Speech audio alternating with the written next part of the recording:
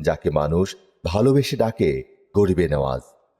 কিন্তু কে ছিলেন এই মহান আল্লাহর বন্ধু? চলুন আজ জানি সেই বিস্ময়কর ইতিহাস। হজরত খাজায় খাজিগান মঈনুদ্দিন হাসান সানজারি রহমতুল্লাহ আলাইহি ওই সমস্ত বিখ্যাত ও শ্রেষ্ঠ আউলিয়া কেরামের অন্যতম, যাদের জন্য জামানা আবহমান কাল পর্যন্ত গৌরববোধ করে থাকে এবং কিয়ামত পর্যন্ত করতেই থাকবে। তার মর্যাদা ও খ্যাতি অতুলনীয়।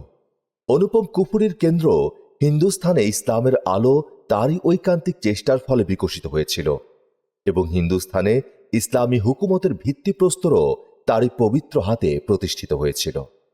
হজরত মঈনুদ্দিন হাসান সানজারি রহমতুল্লাহ আলাইহি 536 হিজরি মতান্তরে ইমাম গাজ্জালী রহমতুল্লাহ আলাইহির ইন্তেকালের 31 বছর পর অর্থাৎ 537 হিজরিতে পারস্যের সিস্তান বা সেজেস্তান প্রদেশের তানজার নামক নগরে জন্মগ্রহণ করেন। তার পিতা খাজা গিয়াসউদ্দিন হাসান একজন ধনবান ও প্রভাবশালী বণিক ছিলেন। তিনি জাহেদ ও আবেদ ছিলেন। অতএব খাজা গরিবে নওয়াজ আরাম ও আয়েশের মধ্যেই প্রতিপালিত হয়েছিলেন। হজরত খাজা আজমিরি রহমতুল্লাহ আলাইহি যে কালে জন্মগ্রহণ করেন তখন ইসলামী দুনিয়া মালাহেদা, বাতিনিয়াহ, বিশেষ করে দুর্ধর্ষ তাতারিদের অত্যাচারে জর্জরিত ছিল। মোট কথা, সেই যুগটি ইসলামী দুনিয়ার জন্য এক ভীষণ সংকটময় ও মহাপরীক্ষার যুগ ছিল। খ্রিস্তান এবং খোরাসান অঞ্চলও অত্যাচারীদের ধ্বংসলীলা ভূমিতে পরিণত হয়েছিল। চতুর্দিকে শুধু খুন খারাপি আর হাহাকার করত। তদুপরি দেশের রাজনৈতিক কোন্দলও এক ভয়াবহ আকার ধারণ করেছিল। মুসলমানেরা বিভিন্ন দলে বিভক্ত হয়ে পড়েছিল। এদের একদল অপর দলকে ধ্বংস করার জন্য সবসময় পেছনেই লেগে থাকত। বিশেষ করে মালাহেদা ও বাতিনি ফেরকাহদ্বয় দেশের মধ্যে এক দারুণ ত্রাসের সৃষ্টি করেছিল। ফলে বিবিধ ঘটনাবলীর কারণে খাজা গরিবে নওয়াজের পিতা সিস্তান ত্যাগ করতে বাধ্য হয়েছিলেন। খাজা গিয়াসউদ্দিন হাসান হিজরত করে খোরাসানে চলে আসলেন। খাজা আজমিরি রহমতুল্লাহ আলাইহি এখানেই প্রতিপালিত হতে থাকেন। কিন্তু এই স্থানটিও সেই অত্যাচারী তাতারিদের আক্রমণ থেকে মুক্ত ছিল না, বরং অল্পকালের মধ্যে খোরাসানের অবস্থা অন্যান্য অঞ্চল থেকেও শোচনীয় হয়ে পড়ল।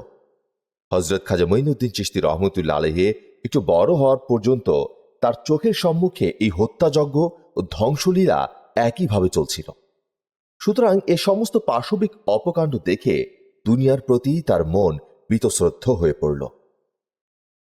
ধর্ম ও মাযহাবের পরিপ্রেক্ষিতে তখন সমগ্র ইসলামী দুনিয়ার অবস্থায় বড় অশান্ত ও বিশৃঙ্খল ছিল।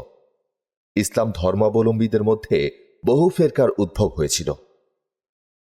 খোরাসানের এই দুর্দিনে হিজরি 551 সালে তার পিতা হজরত খাজা গিয়াসউদ্দিন হাসান রহমতুল্লাহ আলাইহি ইন্তেকাল করেন।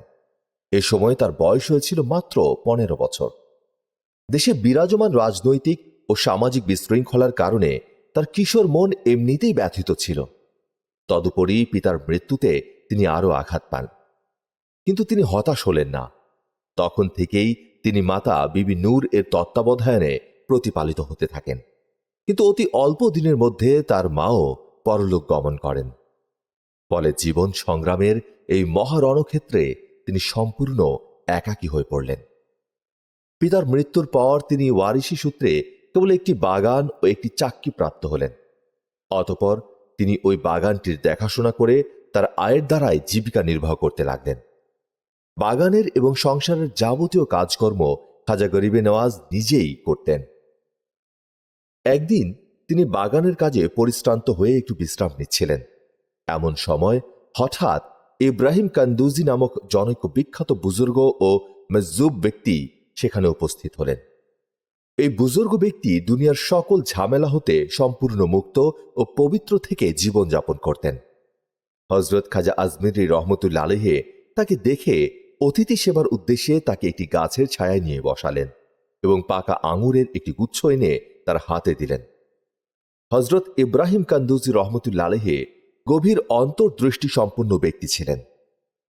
সুতরাং তিনি প্রথম দৃষ্টিতেই হজরত খাজা আজমিরি রহমতুল্লাহ আলাইহিকে চিনতে পারলেন। তিনি খাজা আজমিরিকে নিজের মনের মতো মানুষ পেয়ে স্বীয় থলি থেকে একটি ফল বের করে তার এক টুকরা চিবিয়ে তার মুখের মধ্যে দিয়ে দিলেন। উক্ত ফলের টুকরা তার গলার নিচে নামতেই হযরত খাজা সাহেবের অন্তঃকরণে এক অপূর্ব পরিবর্তন ঘটল। তার বরকতেই হযরত খাজা গরিবে নেওয়াজের মানসিক অবস্থার মধ্যে এক বিরাট বিপ্লবের সৃষ্টি হল। জীবনের গতি সম্পূর্ণরূপে পরিবর্তিত হয়ে পড়ল। এশকে এলাহি তার অন্তরে প্রভাব বিস্তার করতে লাগল। সেই বুজুর্গ ব্যক্তি নিজের কাজ সম্পন্ন করে চলে গেলেন। এদিকে খাজা সাহেব এক নতুন বৈপ্লবিক সংকল্পের সিদ্ধান্ত নিলেন। বাগান, চাক্কি এবং অন্যান্য যাবতীয় সরঞ্জাম বিক্রয় করে তার মূল্য বাবদ প্রাপ্ত সমুদয় অর্থ গরিবদের মধ্যে বিতরণ করে দিয়ে সম্পূর্ণ একাকী একমাত্র মহান আল্লাহ সুবহানাহু ওয়া তাআলার উপর নির্ভর করে বের হয়ে পড়লেন। খাজা গরিবে নওয়াজ রহমতুল্লাহ আলাইহি বাড়ির বাইরে পূর্ব দিকে যাত্রা করলেন। সেখানে সমরকান্দ এবং বোখারা উভয় স্থানই ইসলামী এলমের কেন্দ্রস্থল ছিল। হযরত খাজা গরিবে নওয়াজ রহমতুল্লাহ আলাইহি সেখানে পৌঁছে এলম শিক্ষায় মনোনিবেশ করলেন। তিনি প্রথমে কোরআন শরীফ হেফজ করলেন, অতঃপর তাফসির, হাদিস, ফিকহ এবং অন্যান্য এলমে জাহিরিতে বিশেষ জ্ঞান অর্জন করলেন। তারপর কামেল মুর্শিদদের অন্বেষণে নিশাপুর এবং খোরাসানের উদ্দেশ্যে ইরাকের দিকে রওনা করলেন। পথিমধ্যে নিশাপুরের অন্তর্গত হারুন নামক একটি ক্ষুদ্র নগর ছিল। সেখানে তৎকালীন শ্রেষ্ঠ ও বিখ্যাত বুজুর্গ হযরত ওসমান হারুনি রহমতুল্লাহ আলাইহি বাস করতেন। তিনি তার খেদমতে উপস্থিত হলেন। খাজা আজমিরি রহমতুল্লাহ আলাইহি তো তরিকতের পথে মারিফতে দক্ষ একজন পথ প্রদর্শকের অন্বেষণে ছিলেনই। খাজা ওসমান হারুনি রহমতুল্লাহ আলাইহির সাথে সাক্ষাৎ হওয়ার পর খাজা গরিবে নওয়াজ অনুভব করতে পারলেন যে এর চেয়ে অধিকতর কামেল লোক বর্তমানকালে আর পাওয়া সম্ভব নয়। সুতরাং তিনি তার খেদমতে এবং সহবতে অবস্থান করতে লাগলেন। ফলে তার অন্তরে হযরত ওসমান হারুনি রহমতুল্লাহ আলাইহির প্রতি ভক্তি ও শ্রদ্ধার আবেগ বৃদ্ধি পেতে লাগল এবং খাজা ওসমান হারুনি রহমতুল্লাহ আলাইহিও খাজা আজমিরির আভ্যন্তরীণ অবস্থা উপলব্ধি করে তার সঙ্গ লাভ করা মোবারক মনে করলেন। অবশেষে খাজা আজমিরি রহমতুল্লাহ আলাইহির আবেদনক্রমে তিনি তার বায়াত গ্রহণ পূর্বক তাকে নিজের মুরিদের হালকায় শামিল করে নিলেন। হযরত খাজা মঈনুদ্দিন চিশতি রহমতুল্লাহ আলাইহি স্বয়ং নিজের বায়াতের ঘটনা বর্ণনা করে বলেন যে সোহবতে শ্রেষ্ঠ ও মর্যাদাশালী পীর ও মোর্শেদগণ সমবেত ছিলেন, আমি আদবের সহিত সেখানে হাজির হলাম এবং নতমস্তকে দাঁড়িয়ে রইলাম। হযরত মুর্শেদ রহমতুল্লাহ আলাইহি আমাকে আদেশ করলেন, 2 রাকাত নামাজ পড়ো। আমি তৎক্ষণাৎ তার আদেশ পালন করলাম। অতঃপর তিনি আমাকে বললেন, কেবলামুখী হয়ে বসো। আমি আদবের সহিত কেবলার দিকে মুখ করে বসলাম। এরপর তিনি বললেন, সূরা বাকারাহ পাঠ করো। আমি পূর্ণ শ্রদ্ধার সাথে সম্পূর্ণ সূরাটি পাঠ করলাম। তিনি পুনরায় আদেশ করলেন, 60 বার সুবহানাল্লাহ পড়ো। আমি এই আদেশও পালন করলাম। এ সমুদয় কাজ শেষ হওয়ার পর হযরত মুর্শিদ কেবলা নিজে উঠে দাঁড়ালেন এবং আমার হাত নিজের হাতে নিয়ে আসমানের দিকে তাকিয়ে বললেন, আমি তোমাকে আল্লাহ তাআলা পর্যন্ত পৌঁছিয়ে দিলাম।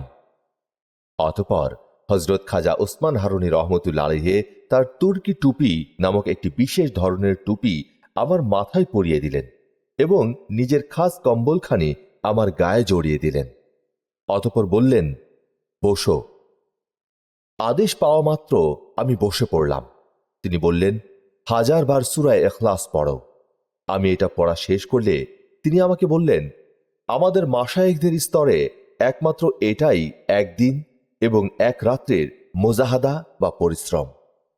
অতএব যাও, পূর্ণ একদিন ও এক রাত্রি পর্যন্ত এই মুজাহাদা করতে থাকো। আমি মুর্শিদ কেবলার নির্দেশ অনুসারে পূর্ণ একদিন ও এক রাত্রি আল্লাহ সুবহানাহু ওয়া তাআলার ইবাদতে, নামাজে এবং মুজাহাদায় কাটিয়ে দিলাম। দ্বিতীয় দিন পুনরায় তার খেদমতে হাজির হয়ে অবনত মস্তকে তার সম্মুখে দাঁড়িয়ে রইলাম। তিনি বললেন, বসো। আমি বসে পড়তেই তিনি আবার বললেন, উপরের দিকে তাকাও। আমি উপরের দিকে আকাশের দিকে দৃষ্টিপাত করলাম। তিনি পুনরায় আমাকে জিজ্ঞাসা করলেন, কোন পর্যন্ত দেখতে পাচ্ছ? আমি আরজ করলাম, আরশে মুআল্লা পর্যন্ত। এইবার তিনি বললেন, নিচের দিকে তাকাও। আমি জমিনের দিকে দৃষ্টিপাত করলে পুনরায় তিনি জিজ্ঞাসা করলেন, কোন পর্যন্ত দেখতে পাচ্ছ? আমি আরজ করলাম, পাতালপুরি পর্যন্ত। তারপর আদেশ করলেন, 1000 বার সূরা ইখলাস পাঠ করো। আমি তার নির্দেশ যথাযথভাবে পালন করলে তিনি আবার আদেশ করলেন, আসমানের দিকে দৃষ্টিপাত করে বলো, কোন পর্যন্ত দেখতে পাচ্ছ? আমি আসমানের দিকে তাকিয়ে বললাম, আল্লাহ পাকের আজমতের পর্দা পর্যন্ত দেখতে পাচ্ছি। তিনি পুনর্নির্দেশ করলেন, চক্ষুদয় বন্ধ করো। আমি চক্ষু বন্ধ করলাম। তিনি বললেন, এবার চক্ষু খোলো। আমি চক্ষু খুললে হজরত মোরশেদ কেবলা তার 2টি আঙ্গুল আমার চোখের সামনে ধরলেন এবং জিজ্ঞাসা করলেন, এখন কি দেখতে পাচ্ছ? আমি আরজ করলাম, 18,000 আমল দেখতে পাচ্ছি। আমার মুখ থেকে এই কথাটি শ্রবণ করে তিনি বললেন, বসো, এবার তোমার কাজ সমাধা হয়েছে। অতঃপর সামনে রাখা একটা ইটের প্রতি ইশারা করে তিনি বললেন, এটা ওঠাও। আমি সেই ইট ওঠাতেই এর নিচ থেকে কিছু সংখ্যক স্বর্ণ মুদ্রা পেলাম। তিনি বললেন, এটা নাও এবং দরবেশদের মধ্যে বন্টন করে দাও। আমি তার আদেশ যথাযথভাবে পালন করলাম। 2.5 বছর কাল হজরত খাজা ওসমান হারুনের দরবারে থাকার পর তার নিকট থেকে বাতেনি কামালিয়াত এবং হাকিকতের রহস্যাবলীর সম্বন্ধে জ্ঞান লাভের পর খাজা আজমিরি রহমতুল্লাহ আলাইহি পীরের দরবার থেকে বিদায় গ্রহণ করেন। এই 2.5 বছর কালের মধ্যে তিনি পীরের বহু খেদমতে কষ্টসাধ্য রিয়াজত ও মুজাহাদা করেছিলেন। খাজা কুতুবুদ্দিন বখতিয়ার কাকি রহমতুল্লাহ আলাইহি বলেন, খাজা আজমিরি রহমতুল্লাহ আলাইহি তার রিয়াজত ও সাধনার প্রাথমিক অবস্থায় এমন দুঃসাধ্য তরিকায় নফসের সাথে জিহাদ করেছিলেন যে তা দেখে মানুষ বিস্ময়ে অবাক হয়ে থাকত। রিয়াজত ও মুজাহাদায় তিনি যে পন্থা অবলম্বন করেছিলেন, তত্ত্বজ্ঞানী মহাপুরুষদের মধ্যে এটার দৃষ্টান্ত অতি বিরল। তিনি একাধারে 700 দিন পর্যন্ত মাত্র 5 মেসকাল পরিমাণ রুটি দ্বারা ইফতার করতেন, রোজা রাখতেন এবং তিনি মাত্র 1খানা চাদর পরিধান করতেন। এর কোনো স্থানে ছিঁড়ে গেলে এটা অন্যত্র থেকে 1 টুকরা কেটে নিয়ে ছিন্ন স্থানে তালি লাগাতেন। পীর ও মোর্শেদ হজরত খাজা ওসমান হারুনি রহমতুল্লাহ আলাইহি হতে বিদায় গ্রহণ করে তিনি সর্বপ্রথমে হজের উদ্দেশ্যে দামেস্ক ও হেজাজ হয়ে মক্কা মুআজ্জামায় পৌঁছে হজ সমাধা করেন। তারপর মদিনা শরীফে গমন করে হজরত রসুল পাক সাল্লাল্লাহু আলাইহি সাল্লামের পবিত্র রওজায়ে মোবারক জিয়ারত করলেন। অতঃপর সেখান থেকে বাগদাদ অভিমুখে যাত্রা করলেন। পথিমধ্যে বহু ওলামায়ে কেরাম ও মাশায়েখে কেরামের মজলিসে হাজির হয়ে তাদের সংসর্গ লাভ করলেন। এদের মধ্যে হজরত শেখ নজিমউদ্দিন কোবরা রহমতুল্লাহ আলাইহির নাম বিশেষভাবে উল্লেখযোগ্য। হজরত শেখ নজিমউদ্দিন কোবরা রহমতুল্লাহ আলাইহির খেদমতে কিছুকাল অবস্থান করার পর হজরত খাজা আজমিরি রহমতুল্লাহ বাগদাদে এসে বসবাস করতে থাকেন। হজরত খাজা আজমিরি রহমতুল্লাহ আলাইহি বাগদাদে অবস্থানকালে বাগদাদের জামে মসজিদে প্রত্যহ এলম ও মারিফাতের মজলিস করতেন। এই সমস্ত মজলিসে তিনি এলম, তরিকত ও মারিফতের তালিম প্রদান করতেন। বহু উচ্চ মর্যাদাশালী ও কামেল বুজুর্গ ব্যক্তিগণ এই সকল মজলিসে উপস্থিত থেকে ফায়দা হাসিল করতেন। ঐতিহাসিকদের মতে খাজা আজমিরি রহমতুল্লাহ আলাইহি শেখ নজিমউদ্দিন কোবরা রহমতুল্লাহ আলাইহির সাথে সাক্ষাৎ করার পর জিয়াল নামক স্থানে এসে হজরত সৈয়দ আব্দুল কাদের জিলানী রহমতুল্লাহ আলাইহির সাক্ষাৎ লাভ করেন। এই সাক্ষাৎ কোন একটি পর্বতের পাদদেশে হয়েছিল। এই স্থানে উভয় বুজুর্গ 57 দিন পর্যন্ত একসঙ্গে বাস করেন। অতঃপর খাজা আজমিরি রহমতুল্লাহ আলাইহি বাগদাদ অভিমুখে চলে যান। কেউ কেউ বলেন পীরের নিকট থেকে খেলাফতের খেরকা লাভ করার পর খাজা মঈনুদ্দিন চিশতি রহমতুল্লাহ আলাইহি বাগদাদে গিয়েছিলেন, কিন্তু পথিমধ্যে সানজার নামক গ্রামে খাজা নাজিমউদ্দিন কোবরার সাথে সাক্ষাৎ করেন তিনি। অতঃপর তারা উভয়ে জুদি নামক পাহাড়ে গিয়ে হজরত মহিউদ্দিন আব্দুল কাদের জিলানী রহমতুল্লাহ আলাইহির সাথে সাক্ষাৎ করেন। এখান থেকে তারা 3 জনই একসঙ্গে জিলানে গমন করেন।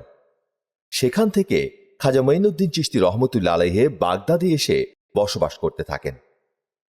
খাজা আজমিরি রহমতুল্লাহ আলাইহি বাগদাদ থেকে তাবরেজের দিকে গমন করেন। সেখানে হজরত খাজা আবু সাইদ তাবরেজি রহমতুল্লাহ আলাইহি বাস করতেন। তিনি নিজের যুগের বিখ্যাত সুফে কেরাম ও কামেল অলিগণের অন্যতম ছিলেন। হজরত খাজা আজমিরি রহমতুল্লাহ আলাইহি তার সোহবতে কিছুদিন অবস্থান করেন। এই অবস্থানকালের মধ্যে তিনি তার নিকট থেকে পুরোপুরি ফয়েজ হাসিল করেন। ভ্রমণের আগ্রহ তার মধ্যে অতি প্রবল ছিল, সুতরাং তিনি এখানে অধিক সময় অবস্থান না করে পুনরায় সেখান থেকে ইস্পাহানের দিকে যাত্রা করলেন। সেকালে ইস্পাহানে শেখ মাহমুদ ইস্পাহানি নামক একজন বিখ্যাত ওলিয়ে কামেল বাস করতেন। খাজা আজমিরি রহমতুল্লাহ আলাইহি ইস্পাহানে পৌঁছে তার সাথে সাক্ষাৎ করেন। প্রথম সাক্ষাতেই তারা উভয়ই দীর্ঘ সময় বসে মারিফাতের সূক্ষ্ম তত্ত্ব সম্বন্ধে আলোচনা করেন এবং উভয়ে একে অন্যের আধ্যাত্মিক ক্ষমতা, কাশফ ও মর্যাদা সম্বন্ধে অবহিত হন। এই সময়ে খাজা কুতুবউদ্দিন বখতিয়ার কাকি রহমতুল্লাহ আলাইহিও ইস্পাহানে অবস্থান করছিলেন। কথিত আছে যে খাজা কুতুবউদ্দিন বখতিয়ার কাকি রহমতুল্লাহ আলাইহি তখন খাজা শেখ মাহমুদের মুরিদগণের হালকায় প্রবেশ করার ইচ্ছা মনে মনে পোষণ করতেন। এমন সময়ে তিনি খাজা আজমিরি রহমতুল্লাহ আলাইহির সাক্ষাৎ লাভ করেন। খাজা গরিবে নেওয়াজ মঈনুদ্দিন চিশতি রহমতুল্লাহ আলাইহির সাথে সাক্ষাৎ হওয়ার পর তার প্রভাব খাজা বখতিয়ার কাকি রহমতুল্লাহ আলাইহির উপর গভীরভাবে পতিত হয়, যার ফলে তিনি শেখ মাহমুদ ইস্পাহানি রহমতুল্লাহ আলাইহির মুরিদ হওয়ার ইচ্ছা ত্যাগ করে খাজা আজমিরি রহমতুল্লাহ আলাইহির প্রতি ঝুঁকে পড়েন। কিছুদিন খাজা বাবার সোহবতে থেকে তালিম ও ফয়েজ হাসিল করার পর খাজা আজমিরি রহমতুল্লাহ আলাইহি এশীয় চাদর মোবারক খাজা কুতুবউদ্দিন বখতিয়ার কাকিকে প্রদান করেন এবং লোকদেরকে মারিফাত ও হাকিকতের পথ প্রদর্শনের অনুমতি প্রদান করেন। পীর মোর্শেদের প্রদত্ত এই মোবারক ও সম্মানজনক খেরকাটিকে হজরত কুতুবউদ্দিন বখতিয়ার কাকি রহমতুল্লাহ আলাইহি আশাতীত শ্রেষ্ঠ নিয়ামত রূপে গ্রহণ করেছিলেন। আজীবনকাল তিনি একে নিজের প্রাণের চেয়েও অধিক যত্ন করতেন। তার ইন্তেকালের সময় নিকটবর্তী হলে তিনি এই মোবারক চাদরখানি খাজা ফরিদউদ্দিন গঞ্জেশকর রহমতুল্লাহ আলাইহিকে দান করেন। তিনি ইহদাম ত্যাগ করার সময় উক্ত চাদরটিকে সুলতানুল আউলিয়া হজরত নিজামউদ্দিন আউলিয়াকে দান করে যান। তার ইন্তেকালের সময় এই তাবারুকটি শেখ নসির উদ্দিন চিরাগে দেহলবির হস্তগত হয়। এ কথা সঠিকভাবে জানা যায় না যে খাজা মঈনুদ্দিন চিশতি রহমতুল্লাহ আলাইহি শেখ মাহমুদ ইস্পাহানের সোহবতে কতদিন অবস্থান করেছিলেন। যা হোক, অতঃপর খাজা মঈনুদ্দিন চিশতি রহমতুল্লাহ আলাইহি ইস্পাহান ত্যাগ করে খেরকানের দিকে যাত্রা করলেন। সেকালে হজরত বায়েজিদ বুস্তামি রহমতুল্লাহ আলাইহির পরোক্ষ মুরিদ শেখ নসির উদ্দিন রহমতুল্লাহ আলাইহি নামক জনৈক কামেল অলি ওস্তরাবাদে বাস করতেন। তখন তার বয়সও ছিল 122 বছর। হজরত খাজা মঈনুদ্দিন চিশতি রহমতুল্লাহ আলাইহি তার সাথে সাক্ষাৎ করে তার কামালিয়াতে মুগ্ধ হয়ে পড়েন।